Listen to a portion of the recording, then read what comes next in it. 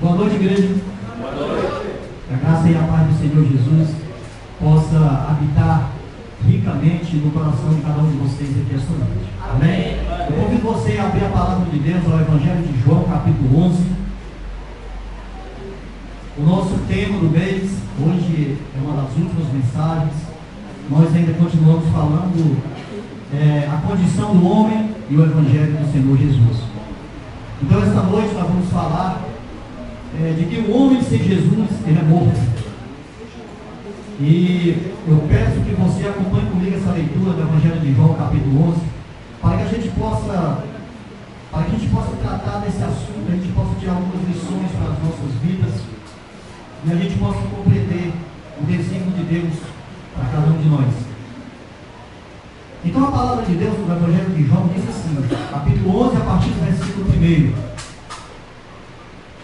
Estava enfermo Lázaro de Betânia, da aldeia de Maria e sua irmã Marta.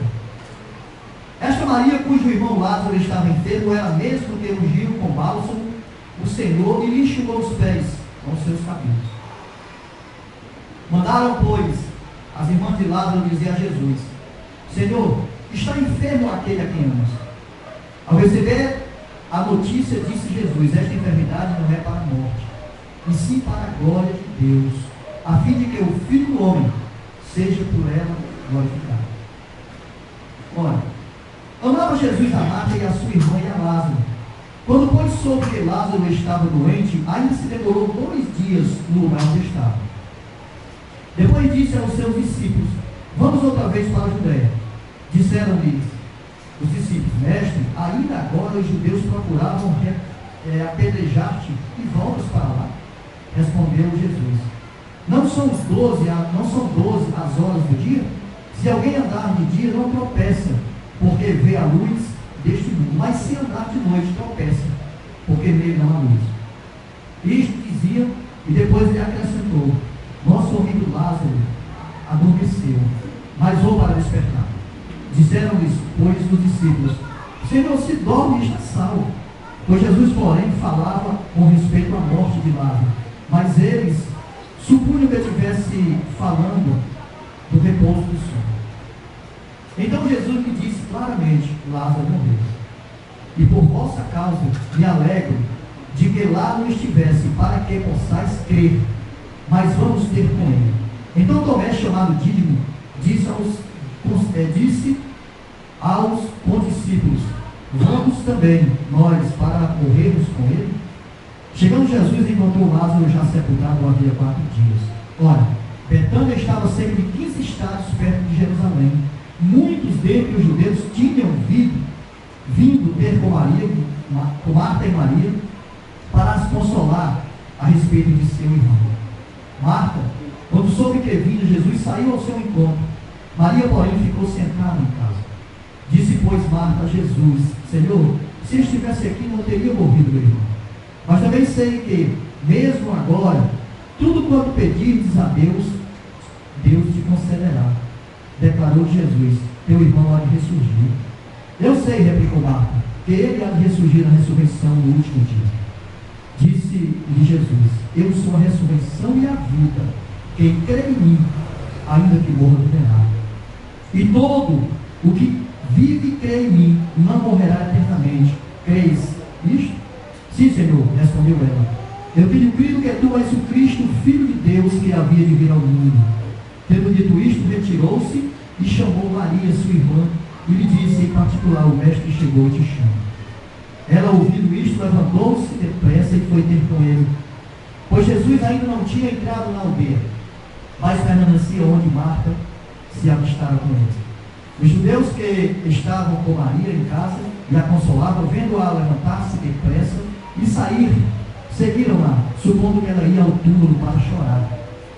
Quando Maria chegou ao lugar onde Jesus estava, ao vê-lo, lançou-se-lhe aos pés, dizendo: Senhor, se estiveras aqui, meu irmão não teria morrido. Jesus, vendo-a chorar, e bem assim os judeus que a acompanhavam, agitou-se no espírito e comoveu-se, e perguntou: onde sepultaste? Onde sepultastes? Eles responderam: Senhor, vem ver. Jesus chorou. Então disseram os judeus: vede quanto amava. Mas alguns objetaram: não podia ele, que abriu os olhos aos cegos, dizer que este não morresse? Jesus, agitando-se novamente em si mesmo, caminhou-se para o túmulo. Era este uma gruta cuja entrada tinha posto uma pedra. Então ordenou Jesus: tirai a pedra. Disse-lhe Marta, irmão do morto: o Senhor já cheira mal, porque já é de 4 dias. Respondeu Jesus: não te disse eu que se creres verás a glória de Deus? Tiraram então a pedra, e Jesus, levantando os olhos para o céu, disse: Pai, graças te dou, porque me ouvistes. Aliás, eu sabia que sempre me ouves, mas assim falei por causa da multidão presente, para que creia que tu me enviastes. E tendo dito isto, chamou em alta voz: Lázaro, vem para fora. Saiu aquele que estivera morto, tendo os pés e as mãos ligados com ataduras, e o rosto envolto com lençol. Então ele ordenou Jesus: desatai-o e deixai-o ir. Muitos, pois, dentre os judeus que tinham vindo visitar Maria, vendo que Jesus fizera, creram nele. Amém? É um texto longo, um texto muito maravilhoso, mas cheio de verdades para as nossas vidas. Vamos orar. Senhor Deus, Pai amado, em nome de Jesus, teu Filho, Senhor, nós glorificamos, honramos o teu nome e pedimos que nesta noite o Senhor nos ajude a compreendermos as verdades que o Senhor tem para as nossas vidas. Abre, Senhor, os nossos corações, as nossas mentes, nos dá entendimento, para que nós possamos entender, Senhor, as tuas verdades. Nós sabemos, ó Deus, que sem o Senhor nada somos, sem a tua presença não conseguimos caminhar. Mas clareia mais e mais os nossos olhos, para que possamos ver a nossa condição diante do Senhor e assim termos vontade, uma vontade expressa em cada um de nós, para mudarmos a nossa direção, para mudarmos, ó Deus, as nossas vidas diante do Senhor. Faz assim, ó Deus, para a honra e glória do teu nome, pois em Cristo eu te agradeço hoje sempre. Amém. Então, o homem sem Jesus, ele é morto. O homem sem Jesus, ele não tem uma perspectiva de vida. Aliás, aqueles que vivem sem Jesus, eles têm sim as suas vidas, mas são vidas sem propósito, são vidas sem direção, são vidas em que não glorificam e nem honram a Deus. Então, desde o início desse mês, que nós temos tratado sobre esse assunto: o homem, a condição do homem e o Evangelho de Jesus. Onde no primeiro domingo eu preguei sobre o homem sem Jesus, ele é paralítico. E na realidade ele é um cara parado, ele é um cara sem ação. No segundo domingo, o Flávio pregou que o homem sem Jesus, ele é incrédulo. E na realidade, ele pode acreditar em muitas coisas, menos no poder de Deus, menos na graça salvadora do Senhor Jesus. No terceiro domingo, o Everton, aqui, domingo passado, ele pregou sobre o que o homem sem Jesus era um cego de nascença. E na realidade é assim. Porque aquele que não tem Jesus, ele não consegue observar, ele não consegue ver as coisas do alto, ele não consegue ver a glória de Deus, a graça de Deus expressa em Cristo Jesus. Então o homem sem Jesus, ele é, com toda certeza, cego. E nesta noite, hoje aqui, o Anderson iria pregar sobre que o homem sem Jesus, ele é morto. A condição do homem morto e o Evangelho do Senhor Jesus. Então é sobre esse assunto que nós vamos discutir esta noite, que nós vamos meditar nesta noite. Então observe que, antes de nós entrarmos propriamente na mensagem, a palavra morte, como verbo, como substantivo ou como adjetivo usado no grego ou no hebraico, ela significa um morrer literal ou figurativamente. Essa é a condição da palavra morrer. Literalmente, ela é na realidade uma separação do corpo e da alma, ou seja, a morte literal, e que muitos de nós conhecemos, que muitos de nós sabemos. Quando nós vamos a um velório, ali é uma morte literal, uma morte física, uma morte em que saiu da pessoa o seu espírito, a sua alma. Então essa é a morte literalmente falada. Mas existe a morte figuramente falada, que não é um mero deixar de existir entre os vivos. É na realidade uma distância de Deus, uma perda de foco das coisas de Deus, é um abandonar a carreira que nos está proposta. A morte, figurativamente falando, é a privação da alma do homem em relação à comunhão com Deus. Então, quando o homem deixa de ter comunhão com Deus, ele, na realidade, ele está morto espiritualmente. Então, foi nesse sentido que lá em Gênesis capítulo 3, Adão morreu. Porque quando Adão desobedece a Deus, e Deus diz: olha, se você comer do fruto que eu disse que não comesse, certamente você vai morrer. E quando ele e Eva comem, eles morrem espiritualmente. Não porque eles de impacto morreram ali fisicamente, não, mas porque eles se separaram da comunhão com Deus. Então esta é a morte figuramente falando. Então, uma das primeiras coisas que, antes de nós entrarmos propriamente no texto, que eu queria falar para vocês agora nesse instante, é que o estado do homem sem a presença de Jesus é muito difícil, é muito complicado, e muitos de nós sabemos isso, porque na realidade o homem ele é um pecador. Ele, sem a presença de Jesus, ele está destinado a ser destituído da glória de Deus. O que é que diz Romanos 3:23? Todos pecaram, mas se fazem precisam da glória de Deus. Então, Romanos capítulo 3, versículo 23 vai dizer isso. Então, todo homem, o estado dele sem Jesus, ele na realidade tem um salário de morte, como diz Romanos 6:23. O salário do pecado é a morte. Então, todos aqueles que estão mergulhados no pecado, eles têm esse salário. Mas você precisa entender uma coisa: que mesmo esse homem morto para com Deus, o homem natural, ele é vivo para com a sua própria justiça. Porque aqui nós estamos falando de uma forma espiritual. Sem a presença de Deus, ele é morto.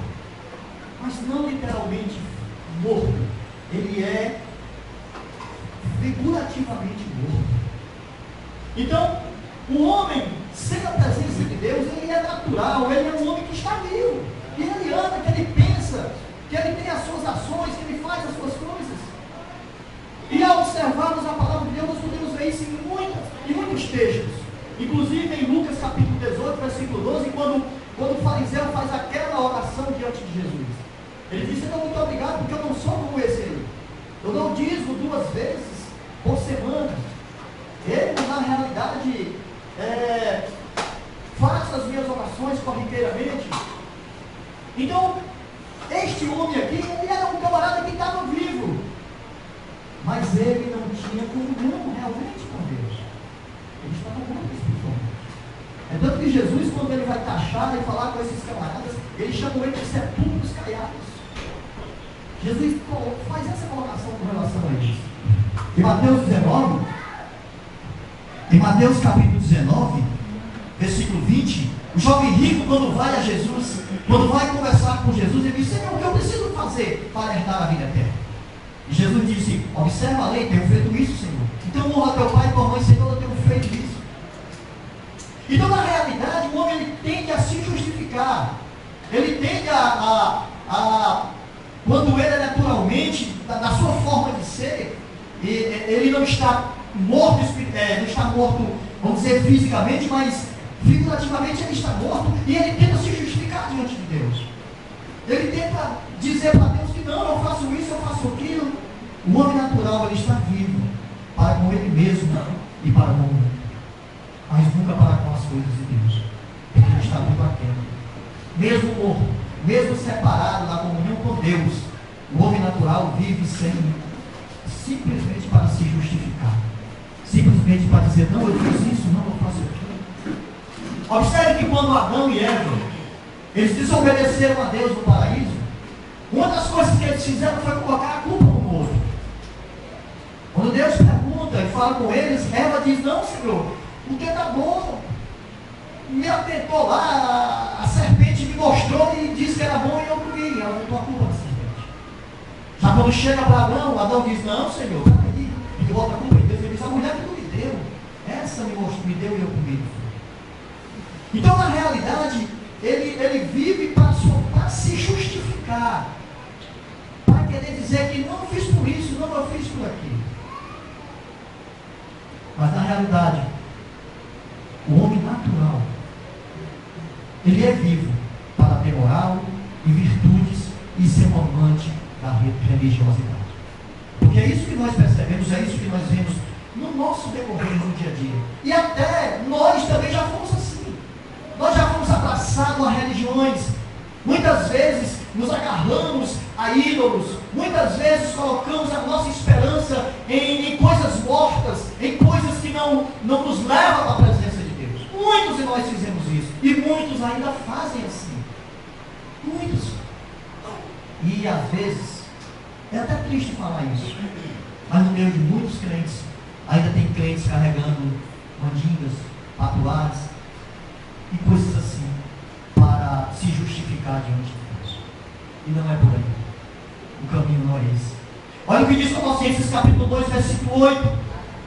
Tende cuidado para que ninguém vos faça presa sua, por meio das filosofias vãs e sutilezas, segundo as tradições dos homens, segundo os rudimentos do mundo, e não segundo Cristo. Isso é um alerta para nós. Isso é um alerta para as nossas vidas. O homem natural está vivo para com o foco que ele tem sobre Deus e sobre o mundo, mas ele ainda é morto e separado na comunhão com Deus.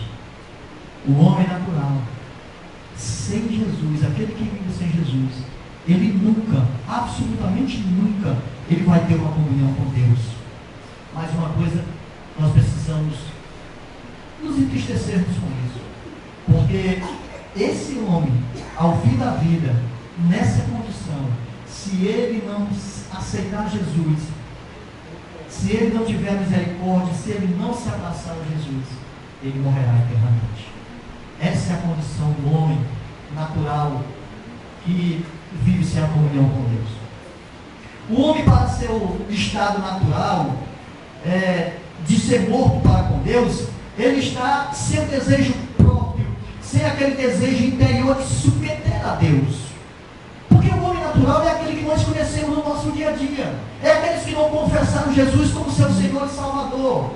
É aquele em que vive segundo os preceitos da sua vida, segundo a vontade do seu querer, segundo a sua própria caminhada, e ele não está nem aí para Deus. Esse é o homem natural, é o homem secular, é o homem que não confessou Jesus como seu Senhor e Salvador. Esse homem é propício a morrer eternamente. João capítulo 5, versículo 40, ele diz assim: e não queres vir a mim para teres vida. Esse homem natural, ele não quer ir a Deus para ter vida. Ele prefere os prazeres do mundo. Ele prefere os prazeres do dia a dia. Ele prefere tomar um outro rumo, tomar uma outra direção. Ele prefere caminhar sem a verdade. Ele prefere caminhar sem a presença de Jesus. Ele prefere viver na malícia. Ele prefere viver no ódio. Ele prefere viver sem a verdade em seu coração. Olha o que diz João capítulo 8, versículo 44. Diz assim: vós tende por pai ao diabo, e quereis satisfazer os desejos do vosso pai. Ele foi homicida desde o princípio, e não se firmou na verdade, porque não há verdade nele. Quando ele fala mentira, fala do que é próprio, porque é mentiroso e pai da mentira. Então aqui ele está nos mostrando que o homem secular, o homem no natural dele, sem a presença de Jesus, ele simplesmente vai fazer a vontade do diabo, a vontade da maldade, e vai viver a mentira. Então, pelo seu estado natural, esse homem, ele na realidade, ele está morto para com Deus, e sua condição pecaminosa o torna espiritualmente distante de Deus. Essa é a condição dele. Essa é a condição do homem diante de Deus, sem o aceitar Jesus, no seu natural. Esse homem, ele está sem visão para com a espiritualidade. Esse homem, ele não tem uma vida espiritual firmada em Deus. Esse homem está morto. Essa é a condição do homem natural, sem a presença do Senhor Jesus. Essa é a condição dele. E sabe, irmãos, o homem natural, ele é um morto ambulante. É um morto que anda para todos os lados, tem a sua vida, tem o seu trabalho, tem a sua família, mas ele não vive a verdade, ele não tem uma justiça verdadeira, ele não tem uma comunhão com Deus, ele não tem sabedoria e, acima de todas as coisas, ele não tem perspectiva de salvação.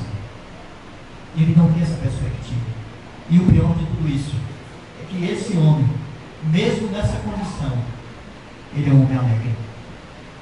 Porque ele não conhece na realidade o perigo em que ele está vivendo.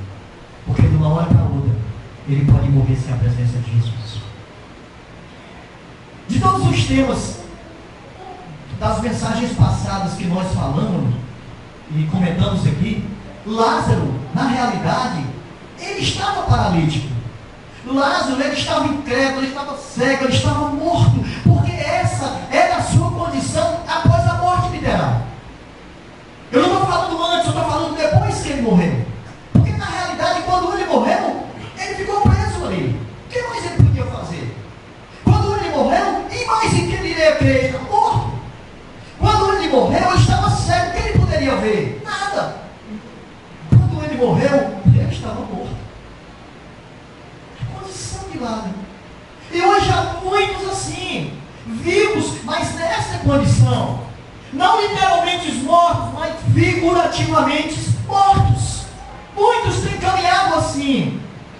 E eles não conseguem ter a direção de Jesus, porque eles são paralíticos, eles não conseguem caminhar e nem andar para a presença de Jesus. Não conseguem. Não conseguem. Porque eles querem viver de acordo com suas vidas, de acordo com o seu desejo, de acordo com as suas perspectivas. Eles não acreditam em Jesus apenas em suas crendices religiosas. Esta é a condição deles. Esta é a condição que eles vivem. Eles são cegos. Eles não percebem a graça redentora diante de si. E isso aqui me faz agora voltar para o texto. Porque quando nós vemos Jesus conversando com Marta, versículo 20 ao versículo 26, que ele chega para ela e ela diz assim para ele: Senhor, se o Senhor estivesse aqui, o meu irmão não teria morrido. Então Jesus sai contando e falando para ela, até que ele diz: eu sou a ressurreição e a vida, que crê em mim não morrerá. Mas até aí ela não entendeu, ela não percebeu, ela não viu que Jesus era na realidade a vida real e verdadeira que estava diante dela e que iria ressuscitar Lázaro. Porque Jesus vinha dizendo isso, vinha falando isso, mas ela não compreendeu. Ela não entendeu a graça redentora que estava diante dela. Como muitas vezes, muitos de nós não compreendemos e não entendemos a graça de Jesus em nossas vidas todos os dias. Às vezes nós não compreendemos que Jesus está aí, Ele é presente, Ele cuida, Ele sara, Ele faz tudo quando nós precisamos, mas às vezes nós não compreendemos isso, não vemos. Porque às vezes temos os nossos olhos vedados, às vezes nós temos um ar de morte em nós. E é isso que precisa ser visto por nós. Sabe? É como se Marta, naquele instante, naquela conversa com Jesus, ela estivesse morta. Ela não visse. Efésios capítulo 2, versículo 1 diz que nós estávamos mortos nos nossos delitos e pecados, mas Jesus nos deu vida. Mas a questão é que a morte que Paulo se refere não é uma metáfora. Essa morte que ele se refere em Efésios 21 não é uma metáfora, e nunca vai ser. Na realidade, é a descrição exata do estado em que se encontram todas as pessoas que não estão em Cristo. Essa é a condição de todos aqueles que não estão em Jesus. Então vamos pensar. Vamos aqui meditar um pouco nisso aqui. Se todos aqueles que não estão em Cristo estão mortos, o que você me diz? Aqueles atletas vigorosos que têm saúde vendendo aí, estão bem abastados, vivem bem financeiramente. O que você me diz disso? Ou então, de professores inteligentes, professores de megas universidades, que nem acreditam em Deus. Estão lá, cheio de saúde, cheio de inteligência, artistas, cantores, que muitas vezes até pactos com demônios aí fazem para terem sucessos. O que você me diz dessas pessoas? O que vocês falam disso? A questão é que o apóstolo Paulo, ele está se referindo não à morte que tem relação com vigor físico, com inteligência, com personalidade. Ele não está falando isso. Ele está falando que tem a ver com a condição espiritual de cada um diante de Deus. Então a vida espiritual daqueles que estão distantes de Deus é morte. E é uma morte que vai perpetuar por toda uma eternidade. A nossa condição de seres humanos que andam, pode ter certeza, que andam na vaidade de seus próprios pensamentos, é morte. E vai desaguar aí no inferno, porque estamos sem Deus. A condição dessas pessoas que andam obscurecendo o entendimento da verdade é morte. Porque há muitos que obscurecem isso, há muitos que pregam coisas que Deus não manda pregar, há muitos que enfiam na cabeça das pessoas verdades que não existem, obscurecem a verdade de Deus. E muitos, amados irmãos, muitos deixam de crer na verdade da palavra de Deus expressa por Jesus, para se enveredar por verdade pregada pelos homens, por verdade ditas por aqueles que não são, que não têm no coração o Senhor. São alheios à vida que Deus, por causa são alheios à vida que Deus os deu, que Deus derramou sobre eles. São alheios, não estão nem aí para isso. Aqueles que andam sem a presença de Deus são alheios, são ignorantes e vivem pela dureza dos seus corações. Então, esse homem completamente morto, tornam-se insensíveis. Esses homens têm pisado e machucado a tudo e a todos, porque eles não têm respeito, eles não têm compaixão, eles não têm misericórdia, e acima de todas as coisas, lhes falta o amor. Então, por que eu estou trazendo isso? Para que nós possamos pensar, para que nós possamos olhar para dentro de cada um de nós e vermos a nossa condição de servos de Deus. Será que nós somos esse homem natural? Será que nós estamos vivendo de acordo com os nossos próprios preceitos? Será que nós não temos colocado o amor e a graça de Deus dentro dos nossos corações para amarmos mais? O homem natural, sem a presença de Deus, ele é morto. Ele é morto. Então, nós tratamos da condição do homem diante de Deus. Mas Deus, ele tem uma providência. Deus, ele tem uma luz para nós. E a providência de Deus sempre é para a glória de Jesus. Nós pedimos, nós clamamos, nós intercedemos, mas tudo que Deus nos dá, tudo que Deus nos agracia, é para a glória de Jesus. Amém. Para a glória dele. Olha o versículo 4.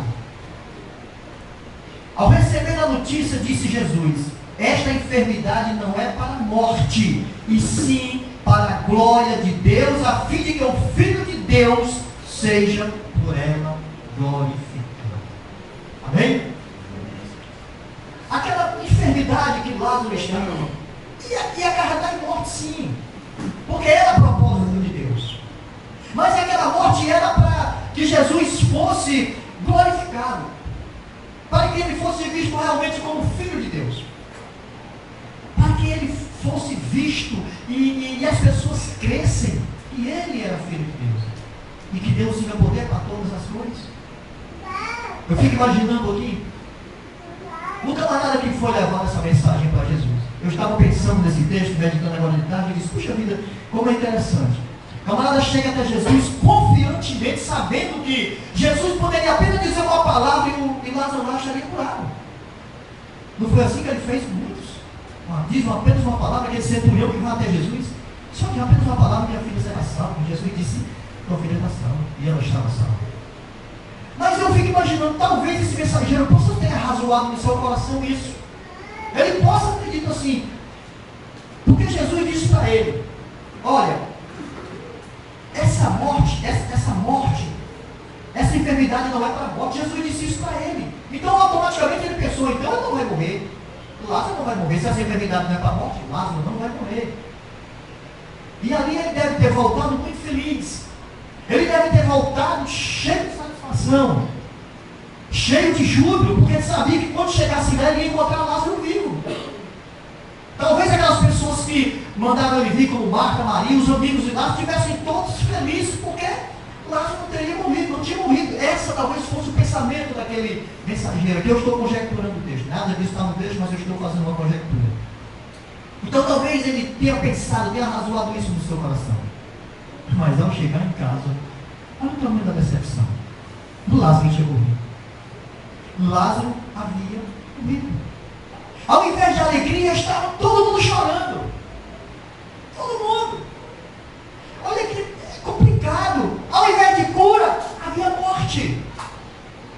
Ao invés de estar todo mundo festejando, estava todo mundo em prantos de choro. Porque Lázaro havia morrido.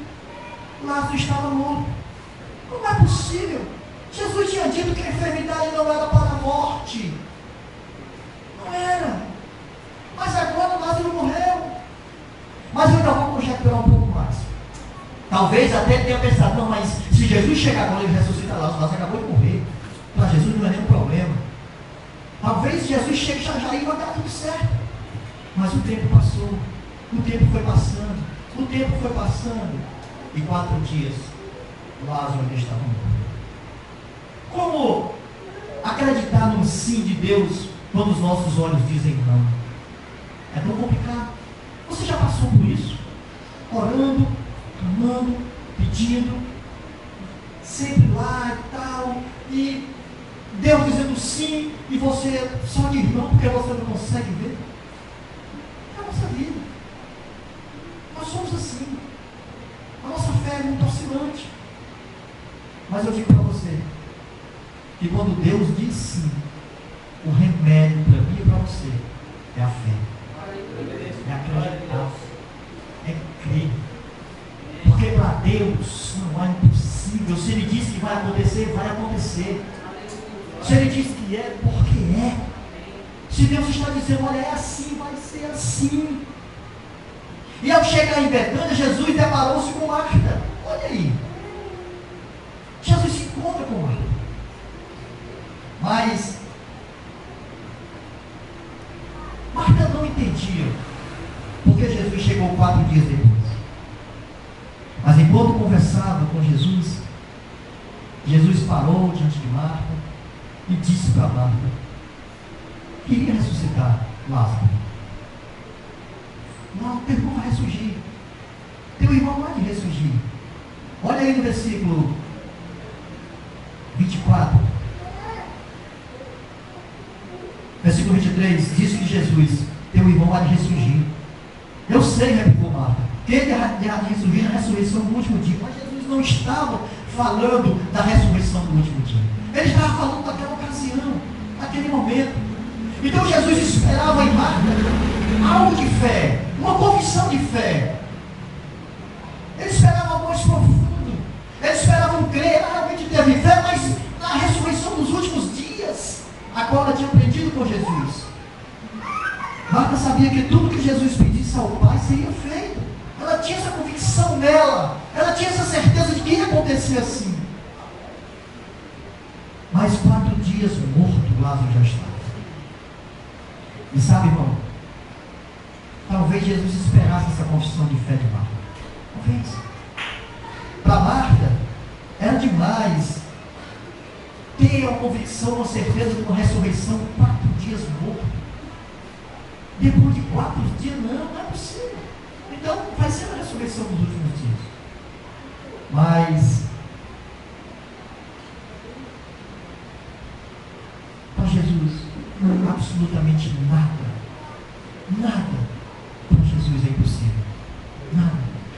as coisas existem dentro do poder da sua palavra. Tudo está no controle dele, tudo está sob suas mãos.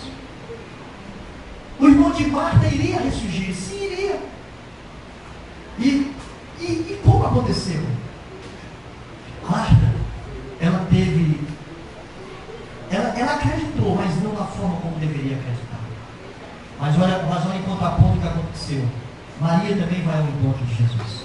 Marta vai lá, Maria diz: olha, Maria, o mestre chegou e te chama. Então Maria vai até Jesus.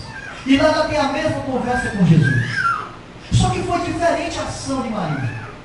Chega diante de Jesus, ela o adora, ela se cursa aos pés de Jesus, ela se entrega à condição de necessitada de Jesus, porque essa é a nossa condição, essa é a forma que nós precisamos ir a Ele, altamente necessitados e sabendo de que todos nós, só vamos ter uma real, vamos dizer, solução dos nossos problemas diante dEle.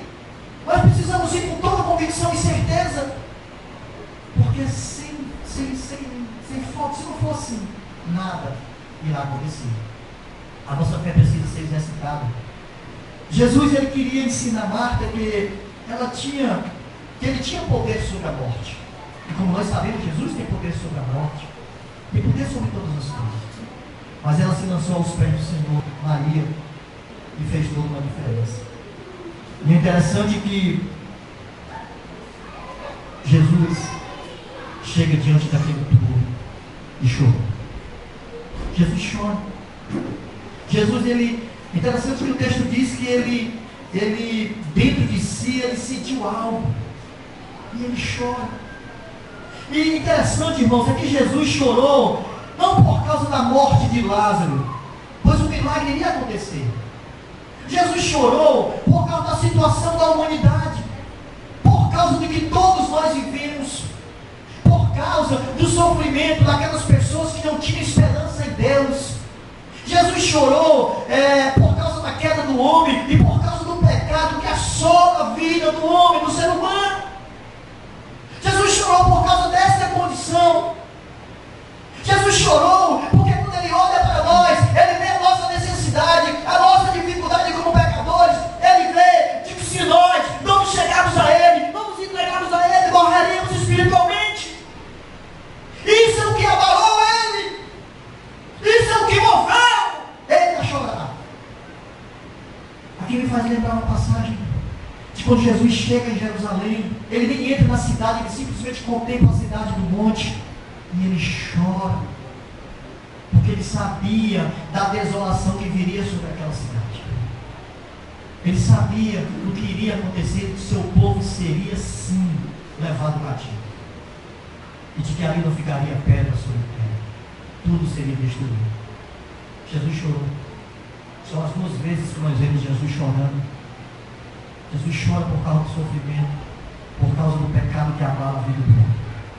Então, esse choro de Jesus fez com que ele visse que uma mensagem precisava ser pregada ali urgentemente para toda a humanidade. E a mensagem veio através da ressurreição de Lázaro, que o poder de Deus era presente, de que Deus não havia e não abandonava ninguém na sua necessidade, na sua dificuldade. Porque foi isso que Marta e Maria estavam vivendo um momento difícil. Os amigos de Lázaro estavam sofrendo. Jesus viu tudo isso e Lázaro foi ressuscitado. Jesus disse: tire a pedra, tire a pedra. É tanto que Marta ainda reluta e disse: Senhor, mas 4 dias já cheira mal. Mas Jesus disse: tira a pedra. Não disse que se você acreditasse você veria a glória de Deus.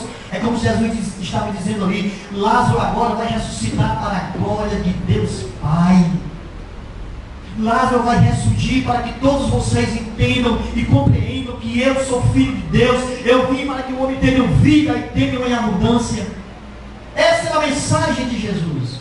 Esse foi o ponto que fez com que Jesus fizesse aquele momento, aquele milagre acontecer ali naquele momento. Porque o homem estava morto, mas precisava reviver em Deus, pelo poder de Deus. Lázaro estava envolto a ataduras e o rosto envolvido a lençol na condição de morto. Essa era a condição de Lázaro naquele túmulo. Ele estava morto, ele estava paralítico, incrédulo, cego, porque essa é a condição condição de um morto. Era o estado que Lázaro estava. Mas eu digo para você que somente o Evangelho do Senhor Jesus tem poder para ressuscitar um paralítico, um incrédulo e um cego e um morto que estão na presença de Deus, diante de Deus. Porque o homem morto é aquele que não tem Jesus no seu coração. Quando nós andamos sem a presença dele, nós estamos mortos dos nossos delitos e pecados. Mas quando nós nos achegamos a Jesus, quando nós entregamos a nossa vida a Ele, quando nós nos colocamos nas suas mãos, para que Ele nos ajude a continuar caminhando, para que Ele perdoe os nossos pecados, Ele vai dizer no texto que nos dá vida, mesmo nós estando mortos dos nossos delitos e pecados, Ele nos dá vida juntamente com Cristo Jesus. Amém? Então que a gente possa olhar para isso, porque o Evangelho ele pode nos fazer andar saudavelmente na presença de Deus. O Evangelho pode fazer isso comigo, com você, com todos nós. O Evangelho ele nos tira de toda a cegueira espiritual. Ele nos faz ver as estradas abertas de Deus. Ele nos faz ver a presença de Jesus trabalhando em nossas vidas. Ele nos faz ver todo o trabalhar de Deus em prol de nossa casa, de nossas famílias. Ele faz assim. O Evangelho faz isso. O Evangelho nos faz andar em novidades de vida. Amém? Então, amados, que a gente possa pensar nisso. Que a gente possa compreender que todo mundo,